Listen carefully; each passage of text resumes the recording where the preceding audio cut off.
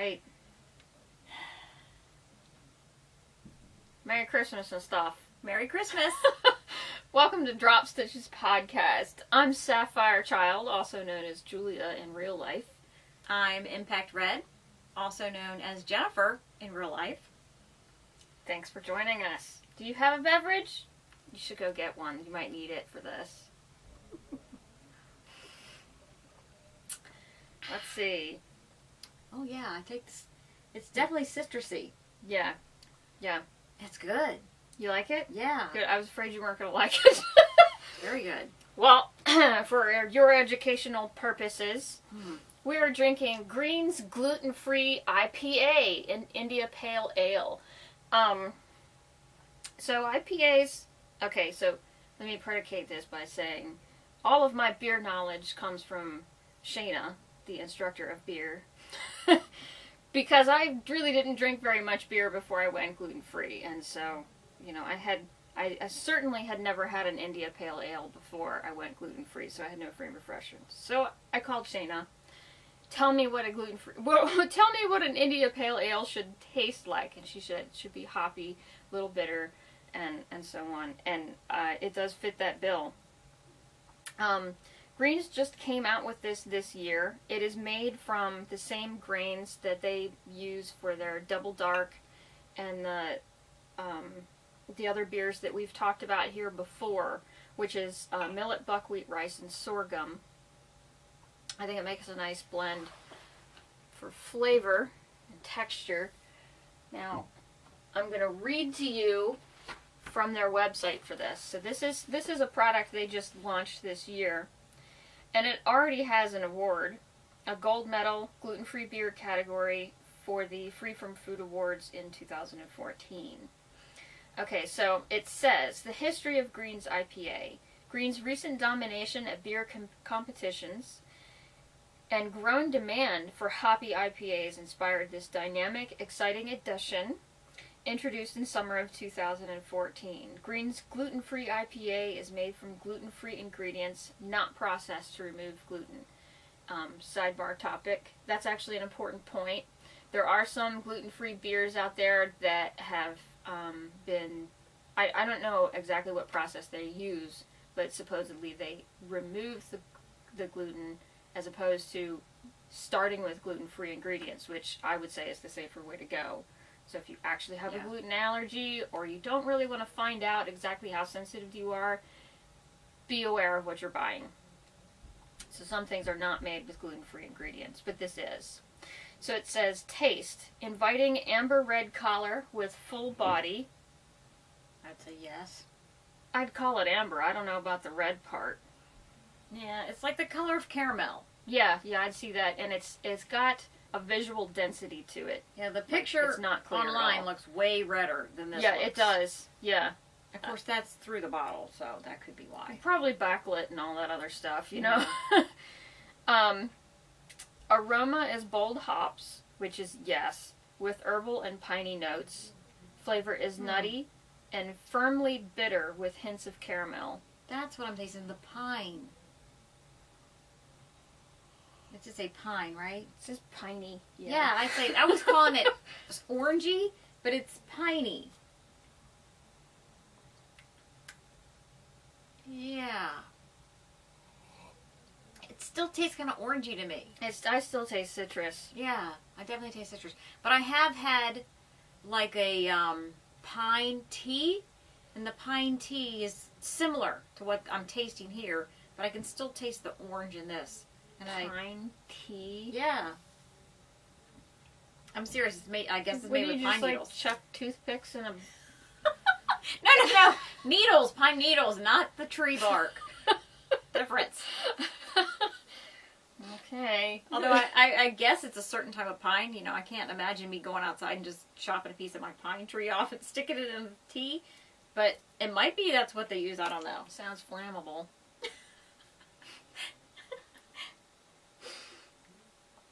That is really good. I like that. It does kind of have that nutty thing going on, too. Mm-hmm. I recently tried a gluten-free beer that was made with chestnuts. Oh, really? Yeah, I gave you that. That was That's the, what it was? in the cans. Okay, yeah, yeah. Glutenberg. The brand name is Glutenberg. It's a Canadian company. They make a variety of things, but one of the things they make is this thing that's based on chestnuts, which I bought because it was really different, right? And I didn't like it. It tasted like beef broth to me. I thought it was supposed to have like chocolate in it. Is that not the one? It had other stuff in it too. I think it may have had some of that in it as well. I remember liking But it. the major sugar source was the chestnuts. Chestnuts. Yeah. And I didn't write a review on that one, so I must have just drank it out of the spur of the moment thing and just said I have to have a beer, and I drank it, and I didn't write anything down. You told me you liked it, but that was all I heard. Yeah. I think. So there's no accounting for taste. Okay, so it also says, serving suggestion, gluten-free pasta or rice pilaf. Try with spicy Indian or Asian cuisine. I can see that. Mm-hmm. High hopping levels make this a superb pairing with spicy hot entrees. Which I guess if you're going to do Asian or Indian or Asian, you're going to get spice, especially Indian. You can, yeah. Yeah. Depends who's cooking. Like orange chicken.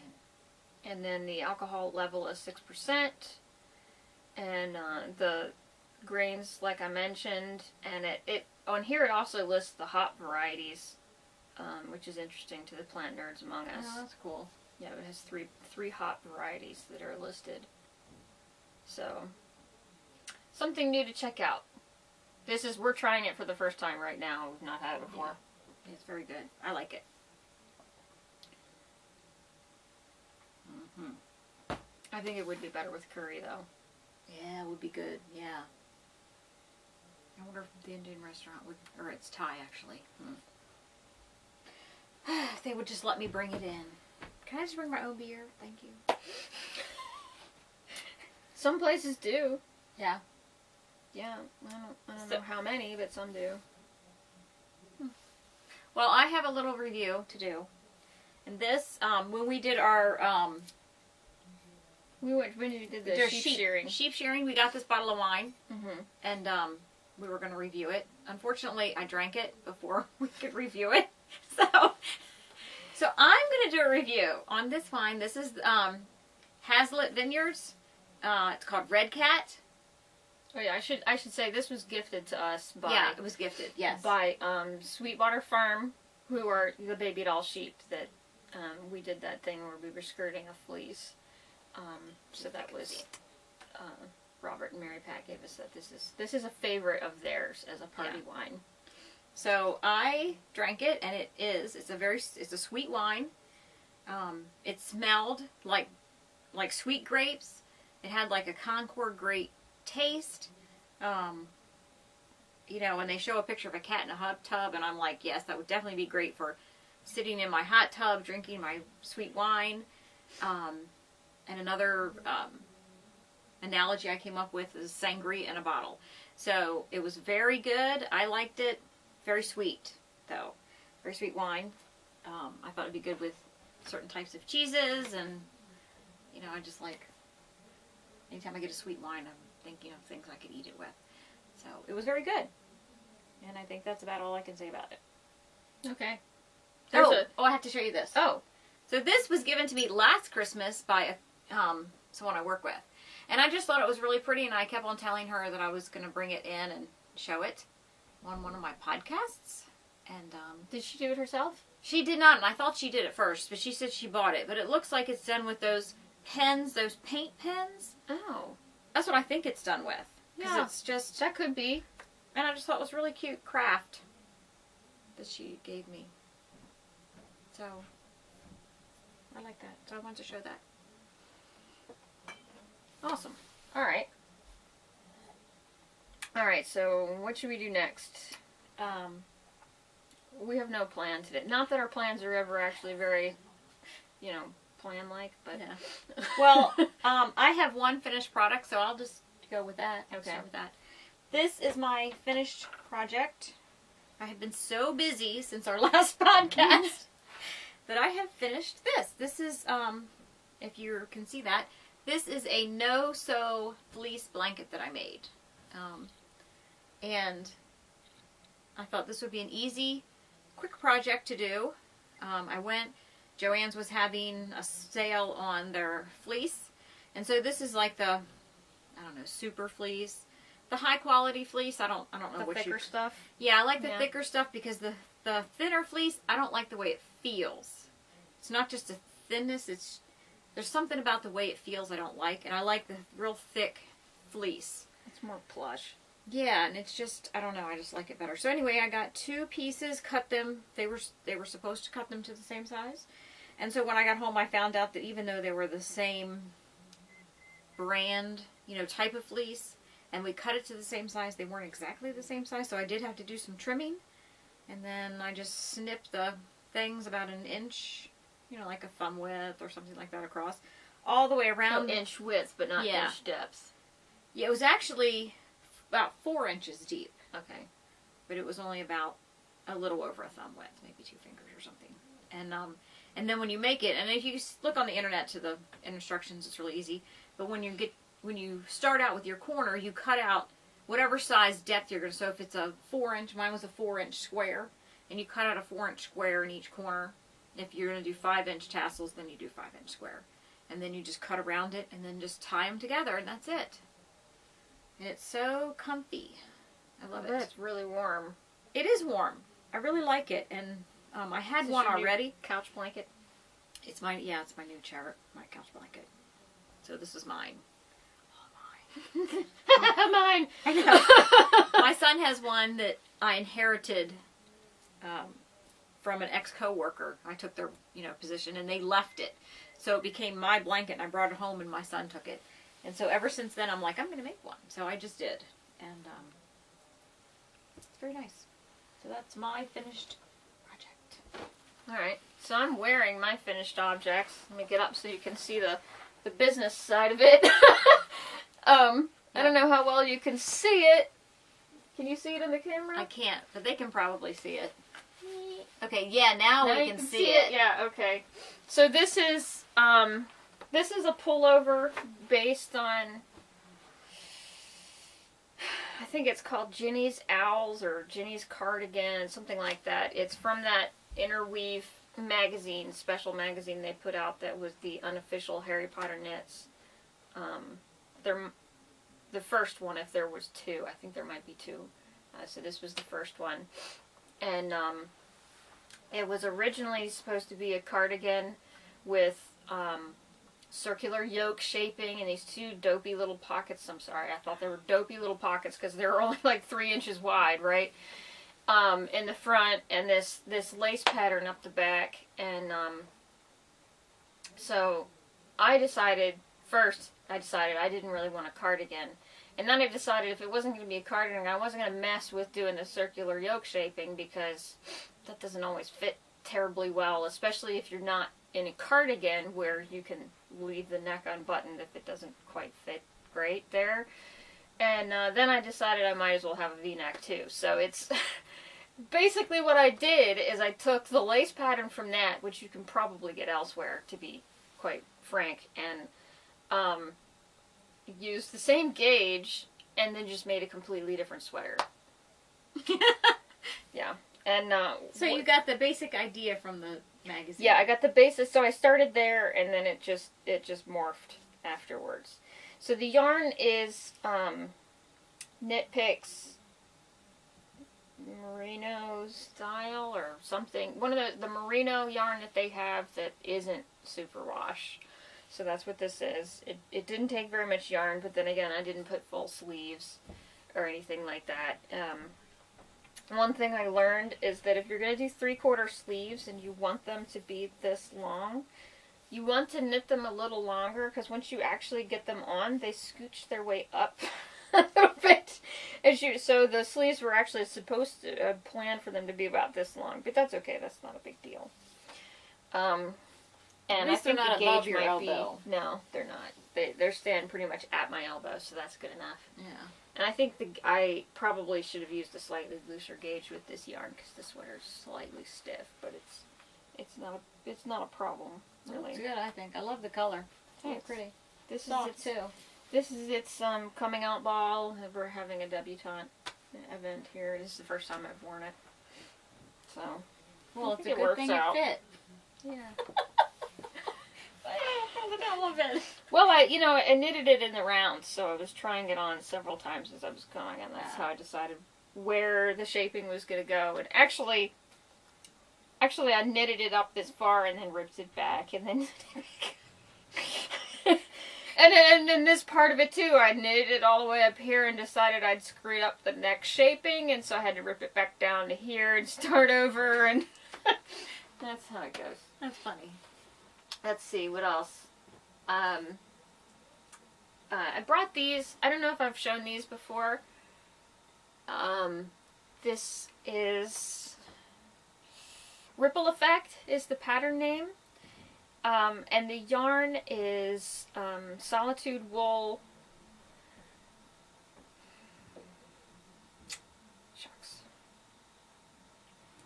It's a down wool. It's a line that they just released around Maryland Sheep and Wool. I bought this at Maryland Sheep and Wool and knit them, and I don't know if I've shown them to you guys before, but I like them because they're a down wool. The cable pattern is really, really three-dimensional. Yeah. And it's gonna stay that way too, right? Because the down wools don't compress. And so that's what makes the difference with these is I have another one that's a cable pattern, but it's kind of a flat cable pattern. yeah, a lot of it's the yarn. Ah, I didn't know that. Yeah, because some things are just These feel really warm too. They are. Now the funny thing about these is that I've worn these to work a lot, and at least 3 different people have stopped me in the elevator or something and asked me if I was wearing casts. Oh, really? Wow. They're just gloves, people. I'm not really sure why they think they're casts, but I've been asked that more than once. That's funny. And you'd think up north they would know people Yeah, wear gloves. I'm in Massachusetts now, by the way, but yeah. Yeah, I was quite surprised, and I've seen them in the stores, even in that area. I mean, not that are this color or whatever, but I've seen fingerless gloves for sale, so it's not... Maybe they're not normally this heavy. that might be part of it. I mean, they are very dense. Mm-hmm. And a lot of the lighter ones, they're more lacy, and they're not really as warm. And some of them don't have a thumb either. Oh, yeah, that's right. Yeah. Yeah, which is kind of... I don't know. Yeah, then you get cold chills in your glove. Yeah, I like it better with the thumb, but... Well, I think it looks better with the thumb, too. Anyway, yeah, the yarn does work out great for cable patterns, and they're nice and cushy, and they have a lot of substance to them, but yet they're so comfortable. Anyway. Those are nice. I like those. What else have I got swimming around over here? I got a bunch of yarn. So for a long time I didn't really do any crafting. So I was getting my house ready for the market and move and blah blah blah, but I finally did get back into doing some stuff, and some of this was things I had already started, so you may have seen this when maybe not, maybe I just talked about it. This is a Shetland yarn. This is from 2 different fleeces, and you guys might not be able to see it terribly well in the camera, but it's got 2 different colors. It's like a dark brown, or a kind of a medium brown and sort of a blonde color. And what I did was I drum carded. I had twice as much of when I started this, I had twice as much of the darker color. And I drum carded each color separately, and then I made sandwiches. One of the dark color, one bat of the light color, one of the dark color, and then I started ripping roving in that Z-strip fashion that they talk about.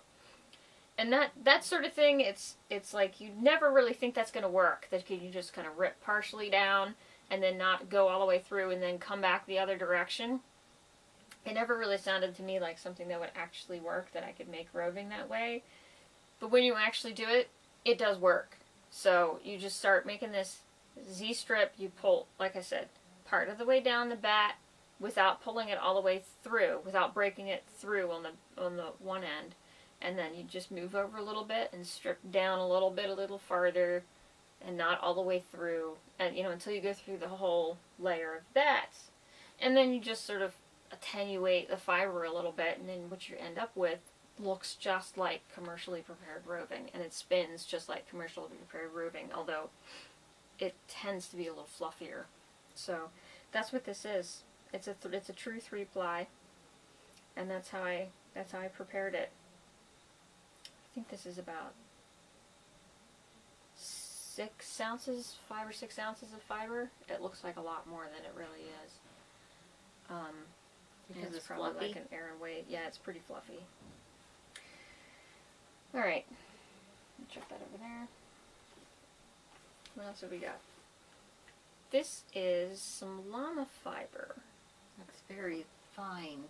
Yeah, so some llamas are very coarse and they don't really have a lot else going on.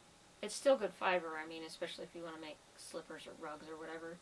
And some llamas are double coated, and the undercoat is really fine. This is undercoat. And I happened to be given this fleece some years ago that I never really did anything with, and then last year, I guess it was, I took it to Zellinger's after it had been skirted, but I took it to Zellinger's and just said, do whatever you think is right, give me back roving. And what came back was de-haired and carded into this really nice thin roving, and it is really fine. It's fairly soft. It kind of feels like alpaca, actually. It's nice. It's nice that you could give it to them and say, do what you think is best, and then they come back with that. That's amazing. Yeah, if you talk to the right people, I don't know if everybody there is like that. Some of them might look at you like you're crazy, kind of like if you go into a restaurant and just say, give me something to eat, Yeah. Well, what do you want?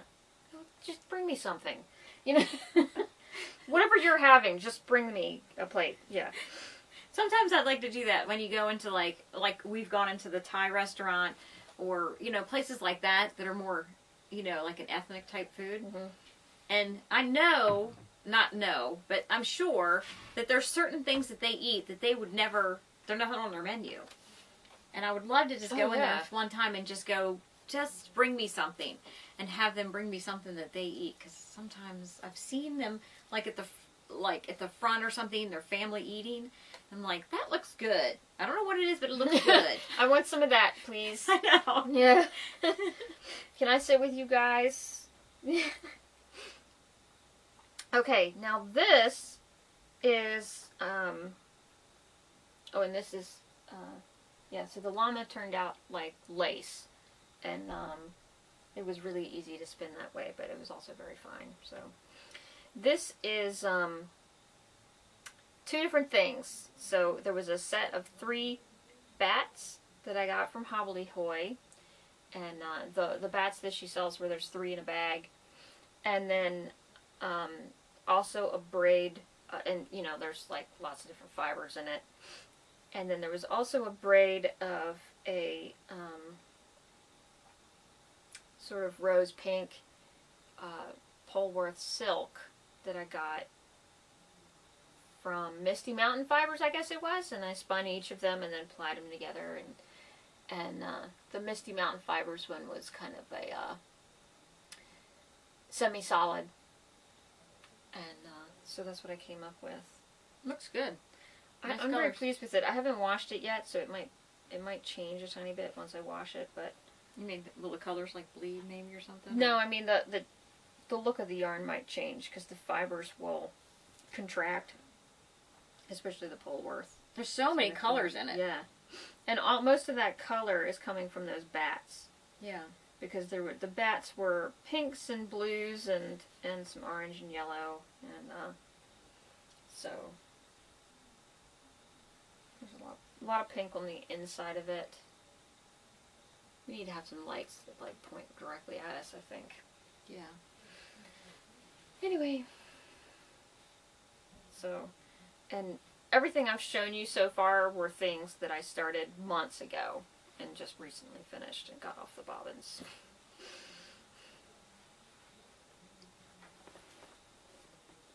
And then I have one last thing. If you're totally bored, this is the last thing. This I just finished. You see I haven't even bothered to take it off the bobbin yet. This is another hobbledehoy braid. This was a braid, not bats. And I did the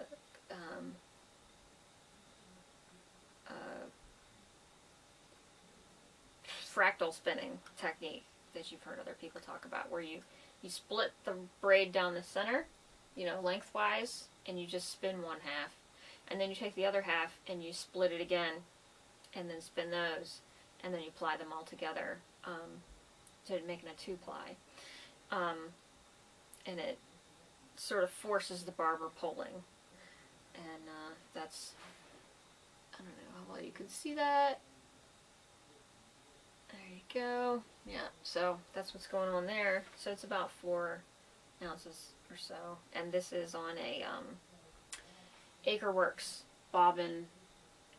And this particular one is for the mini spinner, if you're wondering what this thing is. They're pretty.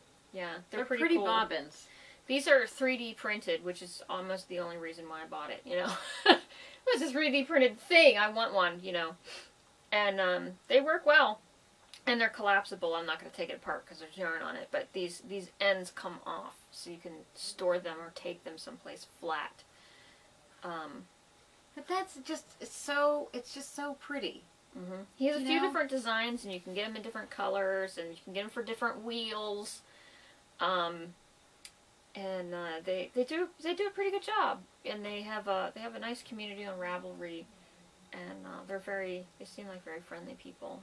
They're very chatty with all their customers, so that's fun. That's neat because they can make. I mean, this looks like it's a little cast iron wheel. It's just really cute. It does, yeah. It's just really cute. Yeah, it's a very lacy look to it. Mm-hmm. So, this was also spun on the mini spinner. This guy here, and this I did on my Kromsky Mazurka and plied on the mini spinner. I do a lot of plying on my mini spinner. I do a lot of spinning on it, but I do a lot of plying on it because it has those big bobbins. And then this on the Morning Street wheel, and then plied on the mini spinner. There's actually 2 skeins in here because they're so fluffy. Do you? Each wheel is kind of set up to a different gauge, maybe? Do you do that? Yeah, so my Mazurka, my Kromsky Mazurka, I currently have it rigged with a crochet cotton drive band in double drive. And with that, I can spin lace all day, totally consistently without effort, with it rigged that way. And so that's, now that I've got it set up that way, I just use it that way all the time. If I wanted to use it for other things, the easiest thing to do would just be switch out the drive band for something thicker. That's all it would take, but I don't do it because I've got other wheels. The Morning Street wheel, which, for those of you who are going, huh? The Morning Street wheel, I bought from someone on Etsy. I think he's based in Maine, maybe? And he hasn't made terribly many of these wheels. I'm not even sure he's still making these wheels, but it's basically locally sourced wood and a design of his own construction. But I bought it because it's a bobbin-led wheel, which is a very different mechanism from the Mazurka. And I bought it specifically to do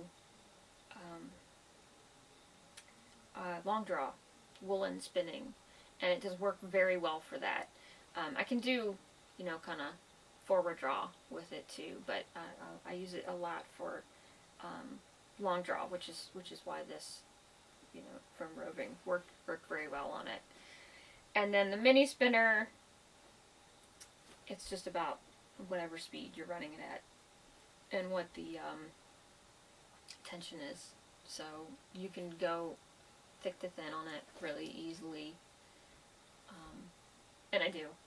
Currently I'm spinning some llama on it fairly thick, and not this llama that I just showed you, but some coarse llama, but it'll make nice slippers, and that's what its purpose in life is, and that's fine. Anyway. Don't want to unfinished? Yeah. Rock on. Okay. So I guess I'll start. Cheers, y'all. So I'll start with this one. This is something I recently just started. Whoops. Well, you've seen this before. Oh, man. Oh. Pardon me, I'm breaking the Christmas decoration. Never mind, I'll get it later. It just looks bare in a spot. It was not pretty to start with. Here we go. This isn't working. Fail.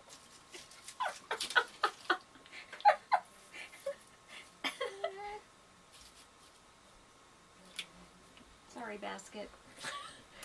So you've seen this before. This is the neat little dollar store pot holder that I got that I turned into a needle holder. This has a lot of safety pins on it because it's something I did. And but the project I'm actually showing you is the star right here, if you can see that.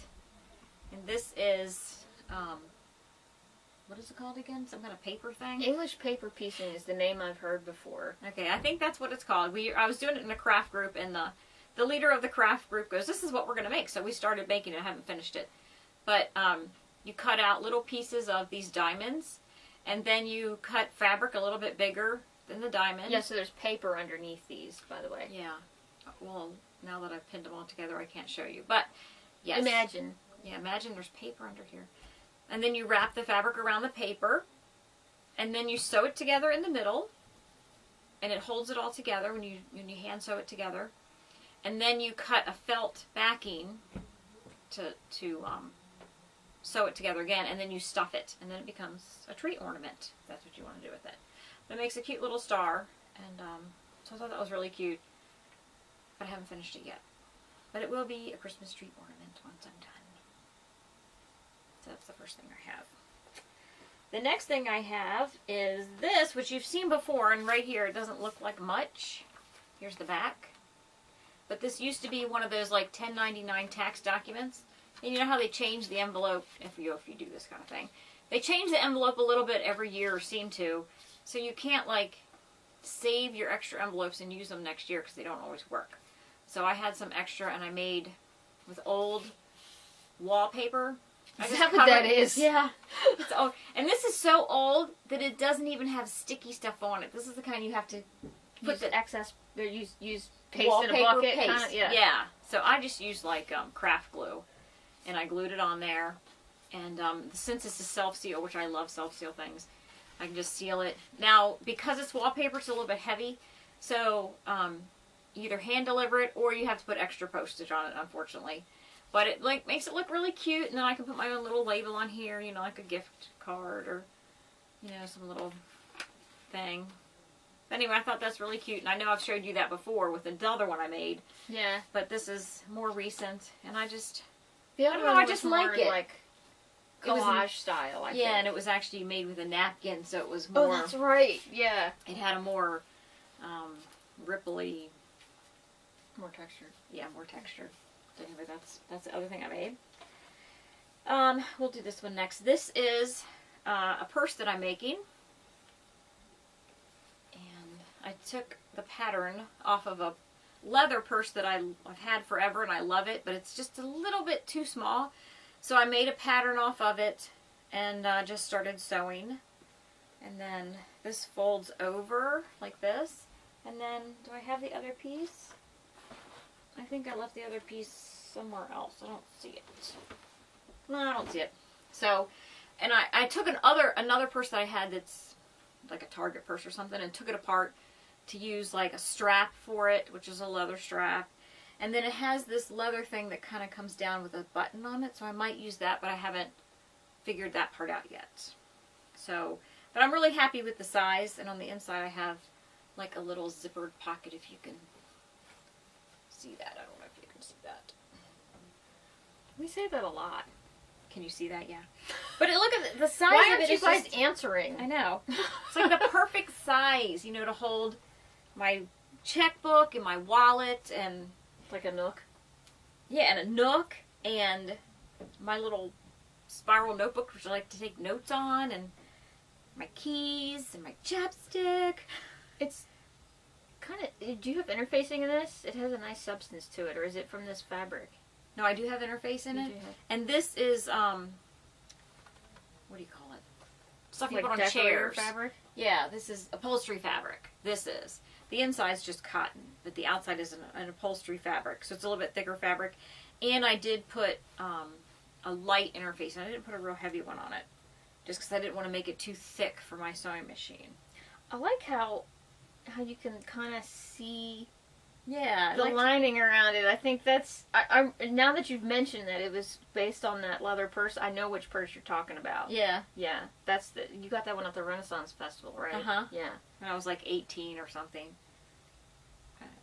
So it's really old. But I love it, and it's broke. The leather one has broke a couple times right here. It attaches the leather. I mean, the leather will never wear out, but it's just like a half an inch too small to hold my checkbook. So it's just, it's just a little bit too small. So if I take the checkbook out of the case, it will just fit in there, and I can just get it closed. But don't go to sleep, computer. Thank you. Yeah. But anyway, so I'm really happy with that. I can't wait to get it done so I can carry it. And anyway, so that's really cute. Isn't that cute? I just love that. I've made one other purse, and I carried it until I wore it out. And then my daughter made one, and she gave it to me, and I carried that until I wore it out. And then I started another one, not this one, and I never finished it. And it's still in my to finish box, and maybe one day I'll finish that one. But then I decided I was going to make this one, which to me is more exciting. So that's what I've been working on. And then my last unfinished project is, we're having a little problem with it, but this is a coaster. That's the other side. 2 coasters. It's actually supposed to be 2 coasters, and I put the layers on, and then I thought it was dry, and then I put them just back to back, and then put them in the box, and I was working on it in the summer, and now I can't get them apart, so I'm going to try and pry them apart. Hopefully I did not glue them together with this super strong glue, but they're supposed to be really cute when they're done. Where's the lid? Here it is. This is what they're supposed to look like when they're done, and it's one from Michael's, which probably anyone who's been in Michael's has seen it. And I just thought they were really cute. They are cute. And just something about making your own stuff is just makes me happy. It's rewarding. It is. So did it come with all the little pieces already? No, I had to buy the clippers, and I had to cut them. Man. They were squares, and I had to cut them all to the sizes. So I had to buy the clipper things to go with it. Let me see if I have any. You still have to grout them, I guess, huh? Yeah, and I still have to grout them if I can get them apart. Let me see if I have my clippers. Here's one of the clippers right here. So here's one of the clippers I purchased. And they work okay. I don't know if if I spent more money, they would work more like I'd like them to work. I don't know. Maybe. Yeah, I can't really tell. And I think I bought 2. Because the first one I bought wasn't good enough. I don't know if the second one's in here or not. This is probably my better one. Get it out of my box. There. Oh, this is a different type. This is like a nipper. That's what it is. And that's like for just clipping down to do what you're going to do to it. Just Look like they'd take off a finger. I'm sure they would. Yeah, they would, because they're cast iron. They're really heavy. And then this one is like, it's a little bit bent, you see, and you just push it down, and it's supposed to like do this to it. Just so you crack it. Yeah, and this is the scoring. So you score it, and then you're supposed to crack it. Okay. Sometimes it works, sometimes it doesn't. I'm sure if you did it all the time, you'd get better and have like you have a feel for it. Yeah, but if they're perfectly shaped pieces, then it's not terribly charismatic, I guess. Yeah. I got a book on, like mosaic, because, I've liked mosaic for a while, so I had this book on mosaic, and in the book they show people who do, like, marble tile. And you know how thick marble is, like, I don't know, half an inch thick or something? Yeah. And they have to break all that down into these, and they do, like, uniform squares. Like, their squares don't look like these are all different sizes. When you do the marbles, right? So the marble ones, they all have to be like, say, 1/4 of an inch or whatever. And then they get them to almost exactly square. And then they make these beautiful. And I'm like, that's like, for me, that's like doing quilting, sewing quilting. Which I don't think that's anything I could ever do because I don't have the patience for it. And I think it's a matter of matching the size of your project to the length of your attention span. yeah. Because I'm sure you could, especially if you did like the 9-patch. Well, that's true. Pothole or... And actually, I am going to do a little quilting project, and next time we do a podcast, I expect it to be done. And it's actually... Remember the little... The big question is, when is the next time we're going to do a podcast? Well, if it's next month, it might not be done. If it's Easter, however, we might be good. Done. And that's it for my projects. I have knitting projects in progress, and okay, I'll tell you a story. So I decided I was going to do crochet, because I don't really do crochet, and oh yeah. So I did, the last time we did a podcast, I was doing the crochet washcloths. Uh-huh. Well, they are my best washcloths so far. So I think the ones you showed? Yeah, I think my skill has gotten worse. And so I have been following these patterns, that pattern I got from you for just washcloths. Easy, right? Easy? Yeah. Should be easy. So I'm crocheting, right? And I'm following the pattern, and it's slowly getting smaller. I'm like, what? So then I rip it all out. You must start be over. skipping stitches or something. I don't know. So I did it again, and it's slowly getting larger. I'm like, what? Oh, could it be your gauge? The thing about crochet is it can be really hard to get to that point where your gauge is consistent. So if you guys remember when, the times that we've done the recordings at my house, and there's been that, that tapestry thing behind us, which is essentially it's a crocheted blanket, okay? It's not square. So you can't tell that when you're looking through that lens right there, but it's not square. This part of it is square. This part of it down in the corner is a little saggy. But that's the part you're not seeing. And that's what it is. It's really difficult to maintain a consistent gauge in crochet. You get better with it over time. But when you do a larger project like that, you're still going to see it to some extent. At least for me, I can still see changes in gauge. Yeah. It's easier for smaller things like a hat or whatever to have what looks like a fairly consistent gauge. And it doesn't have to be perfect. It has to play the part. So that might be part of it. Could be. If you're not missing stitches, that's the other thing that happens, is because your loops are not all sitting on your needle waiting for you to use them. So you can't. It's harder to count easy them. to skip or add things, and if you're not used to feeling your way along, or where the needle is going, and that's the and because it's crochet, you can do a lot of different things with your needle and put it in a lot of different places, and so it's it takes a little used to in terms of learning to read your crochet and know what the next row is supposed to be. And how many, I guess my part is it doesn't tell you how many stitches are on it. I guess if I... The washcloths, I think it's open to just... I guess so. And if I'd counted the first row, maybe that's where I went wrong. When you do the very first row, if I'd counted my stitches then I would know what I was doing wrong. If I was adding or subtracting, which I think the first one I did, because all of them are patterns. They aren't just crochet. It's double crochet or... Oh, you mean it's not like single crochet all the way across or anything? They're all patterned some way or another. Oh, I know which one you're talking about. Yeah, and there's like one with shells, and there's one with this other thing going on. Yeah. Yeah, the one with the ribbon, which I don't think I've tried that one yet. Yeah. But I tried ones that looked easy, but it was like... The ribbon one is you're going into every stitch, but the size of your stitch varies as you go across the row, and then you get these sort of wave effect things going on. I figured I'd save that one until later when I actually could make one that was kind of square. So I have one that does this. I'm like, it's usable. And then, just gonna scrub dishes with it, okay? I know, and then I made another one, and it was just so holy that I'm like, okay, my fingers are going through that. I really don't think I'm going to use that as a washcloth. That's the thing. A lot of those crocheted washcloth patterns, you look at them and you're like, how am I supposed to wash dishes with this? Because it's giant mesh. Maybe that's so you can go, oh, a little spot. Yeah. Scrape it with your fingernail. It's a feature. It's not a bug. It's a feature. That's the burnt on. That's right.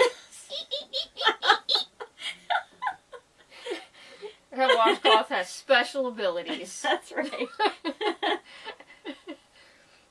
Yeah. So, and I'm also still working on, which I know I showed in another podcast, the orange shawl.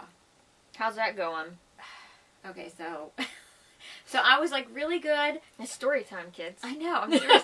So because this is the very first part of the pattern.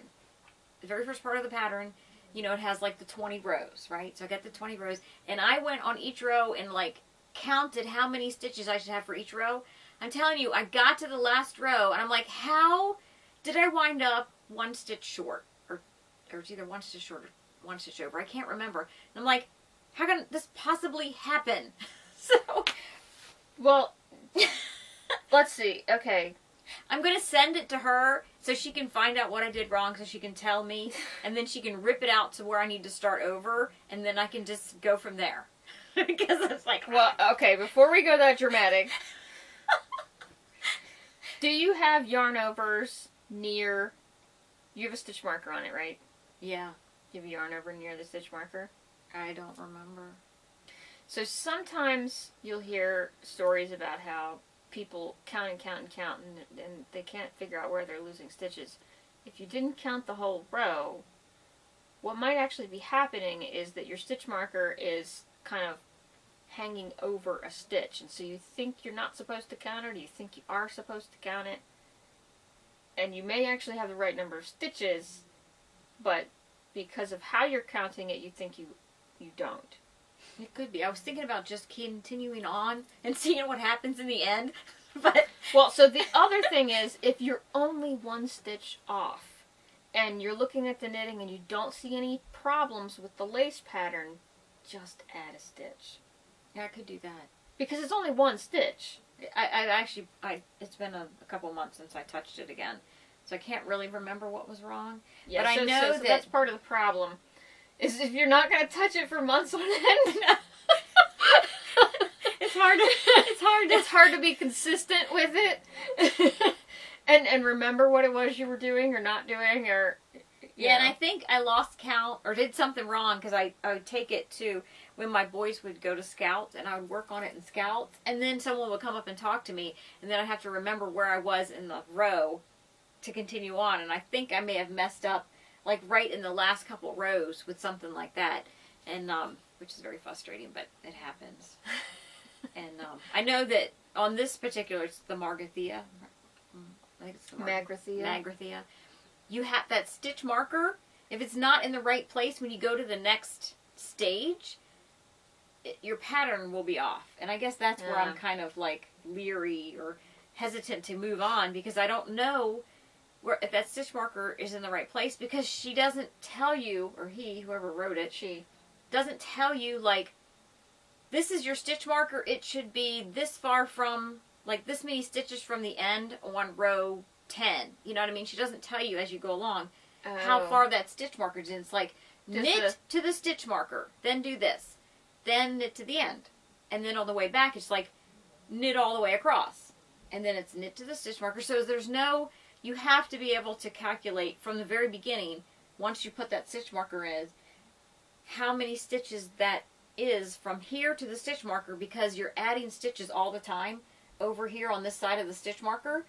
So you add a couple stitches each time you go, so you have to calculate how that works. You're talking about in the body of the shawl versus the lace pattern, which is the other side of the stitch marker. Yeah, and I think the way she has us knitting the shawl, it's not like you're going all the way across and all the way back and all the way. You're starting in a corner and working like this. Yeah. On the whole shawl. Yeah. Anyway. So that's my drama story. You'll get there. I know. Eventually. Awesome. I know. I'm going to start another one. I have the yarn and the pattern, and I think it's socks. I can't remember what I was going to make now. but it's waiting to be wound. It's just sitting there waiting. I think it's upstairs. I forgot to bring it down. I wound some yarn for socks today. Did you? Yeah, it's I got it from Gnome Spun last year at I like their yarn. New York. Yeah, and it was his at the time newest yarn line, which is a Tunis base. Tunis is a breed. It's kind of a down wool, but it's kind of a fine wool. It's a nice balanced crossbreed kind of. But it is a breed, but you know it originated as a crossbreed. And so this was a sock yarn that he produced then, and I bought several skeins of it, 3 skeins, but I haven't knitted with any of them, so I just pulled one out the other day and I wound it last night. Yeah. For some socks. Because in the last month I have had 3 pairs of socks develop a giant hole. Oh. 3. And one of them is that pair of socks that I knit out of worsted weight yarn. How do I wear a hole in the heel of a pair of socks that's made out of worsted weight wool? Okay? It's not fine wool. It's not... Somehow... And the socks look otherwise fine. I had no indication this was going to happen. They did not look thin in any way. No problems at all. I thought these things were going to last forever. I put them on. I looked down and was like... There might have been some swear words. Great big hole in my heel. There was another pair of socks that I had that it was... Now, this pair I have... It's a pair of pink socks.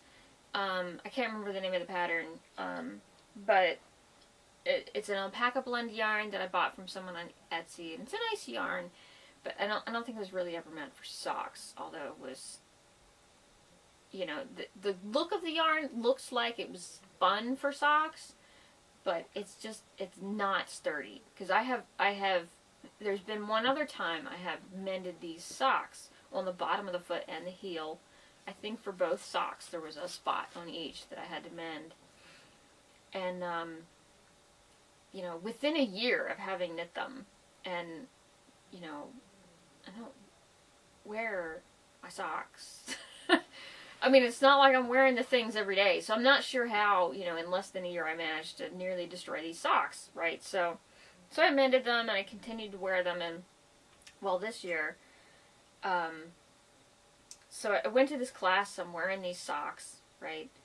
And I walked around downtown Boston.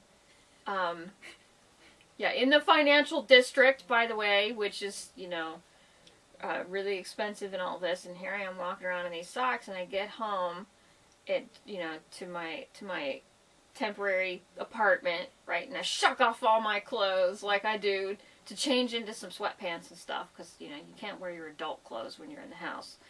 And I look down at the socks laying on the floor, and there's this gigantic hole in the heel. And all I can think is, was I walking around the financial district of Boston with a giant hole in my heel? And by the way, wearing shoes with no heels. So if I had a hole in my heel, the heel of my sock, my heel was hanging out for all the world to see. How classy is that?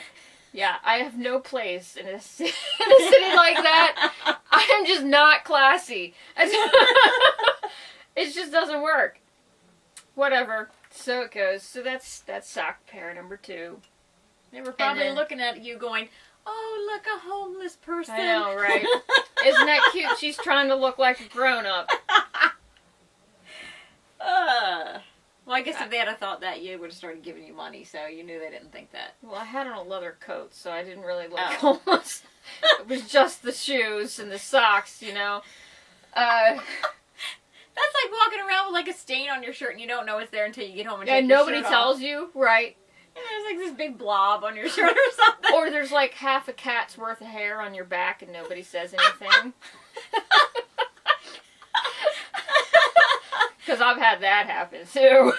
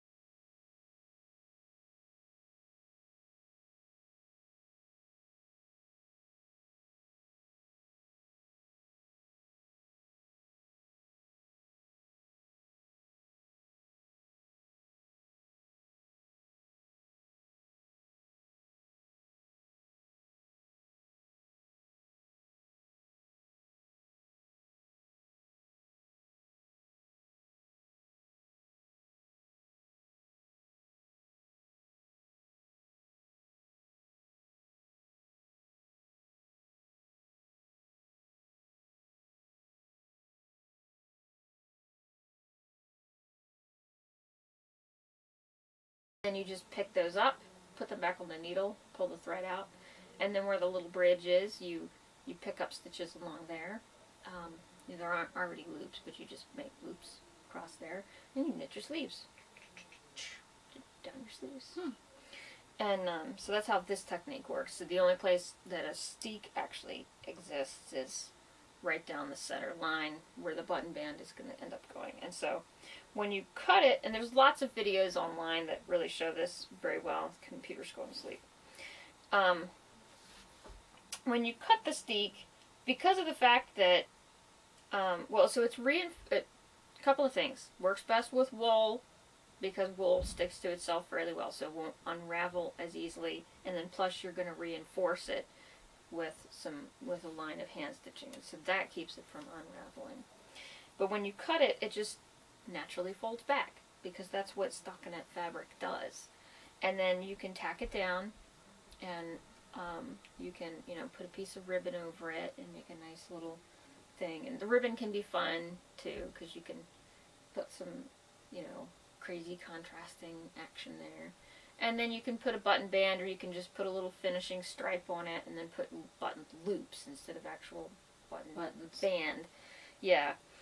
And so this is where you're going to cut it, right here. Yeah, there's a purl ridge in the very center, and that's where I'm going to cut it. You don't have to do the purl ridge. It's just makes it easy to see. It makes it easy to see because it's texturally different, and so that means I will reinforce along this stitch that's right next to it, and in between these two stitches, and then the button band. You see, this is the 5 patch here, so it'll fold right here,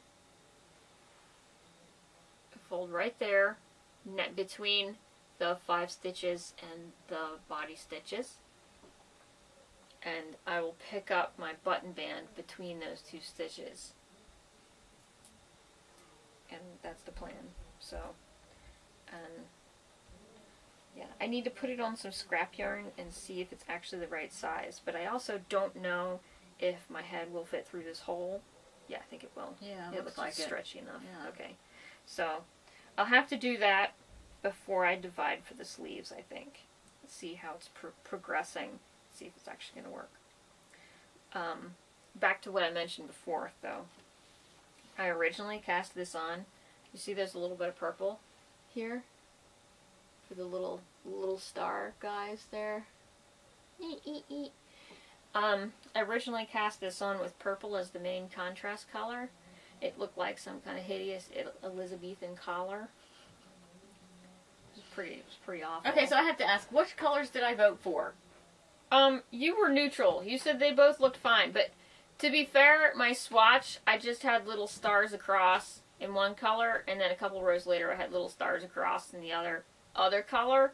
And it's one thing when you have a little bit of color going across to have big masses purple and green are complementary colors, so that's a little risky there, right? But when you have a big mass of purple and a big mass of green, and especially in this you can see how that's sort of,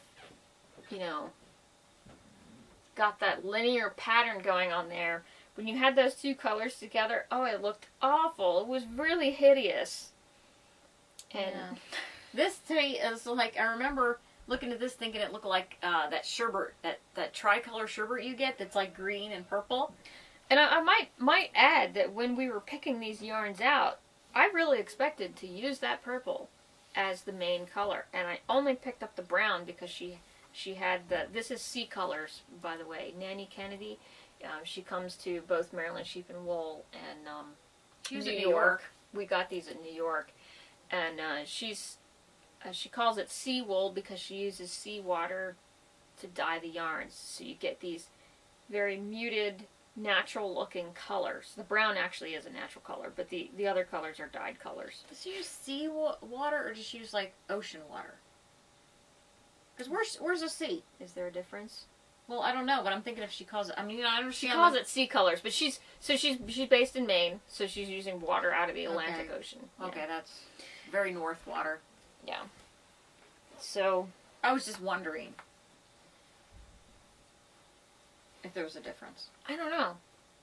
But I love her. Her colors are really pretty. Yeah, they are really pretty, and her display is always fantastic because Yeah. she has these great big skeins Yeah. and great big bunches that just hang all over the place, and it's visually attractive. Yeah. Just this I agree. mass of color, and I guess because of the way she dyes them, and all the colors are, the colors. The purple is, they're very nice colors, and she has, blues and other colors, but they just have this heathery, earthy kind of look to them at the same time, and they're very captivating. Yeah, I agree. So. They're very, I want to say, they fit what she's saying they are. They're like something you would see at the beach. You can something see you'd it. See at the... These colors, you could see it's like heather. See, the little sea heathers that grow along the dunes and stuff like especially that. Like the northern states. Yeah. It's just cold. Although there's a lot of really brightly colored things that live in Maine. Yeah. Depending on the time of year, but yeah, it's really an attractive display. So I wanted to buy yarn, and finally I just walked in one day and said, okay, we're gonna have 4 skeins of this and one of that and one of that. She had a buy so many and get the next one free or discount. Or it was specifically you get a natural colored one for free, I think is what it was. So I picked out the brown. I'm glad I did, because the purple really wouldn't have worked for this pattern. I agree. And this is one of those rare times. And I think that's good. It's just a little color. Bit. Yeah. Mm-hmm. Yeah. And I don't know if I have my buttons that go with this in here or not. And show them the ball, because you see the ball of yarn, but then when you get it in the finished product, it just looks so different. It's not really different, but it's different. You know what I mean? It might be takes up the its color own work character. or something. Yeah, well, you can see the variation in it a Yeah. little bit, and there's minor variation in it, so that it does have movement in the color. There's some life to it. Oh, that's really pretty. Yeah. Yeah, these awesome. Yeah, I think you showed me those. So I got these at. I may have shown these before. You showed them to me. Yeah. But I don't know if you showed them to Melissa Jean Designs. Handmade porcelain buttons. These were at Maryland Shipping Mall. She probably does I'm sure she does other fiber festivals. Man, that's so cool. I'd like to make buttons too. I know, right? I want to do all the crafty things. We could probably make. I know there are people that make buttons out of Fimo clay. That's probably our speed. Yeah, that's probably true. Yeah, because I can do those in ovens. So there's 2 different. Let me get up. There's 2 different buttons here. A brown and a green. I have 6 of each. I haven't decided which to use. We'll figure that out later. So. Yeah, they're pretty. They're really pretty. And she signs the back of each one. She has a little name stamp. Yeah, we should. That's really we cute. should hold that up. Yeah.